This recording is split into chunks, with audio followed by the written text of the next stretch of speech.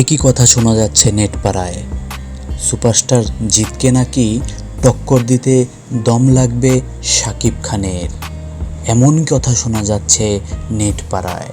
অনেকেই বলছে সুপারস্টার জিত শাকিবের থেকে অনেক বেশি এগিয়ে।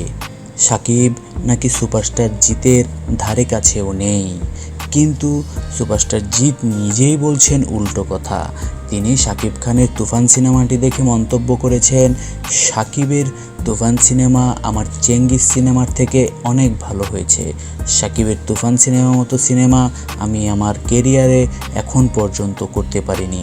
তিনি শাকিব খানকে শুভকামনা জানিয়েছেন তার সিনেমা তুফানের জন্য। আর এদিকে নেটপাড়ায় ভাসছে ঠিক অন্য কথা। আপনাদের কি মনে হয়, আসলেই কি সুপারস্টার জিতকে টক্কর দিতে পারবে না আমাদের শাকিব খান? অবশ্যই আপনাদের মতামত কমেন্টে জানাবেন। আর আমাদের ভিডিওটি ভালো লেগে থাকলে অবশ্যই লাইক কমেন্ট শেয়ার করবেন। আর অবশ্যই প্লিজ সাবস্ক্রাইব করবেন। ধন্যবাদ।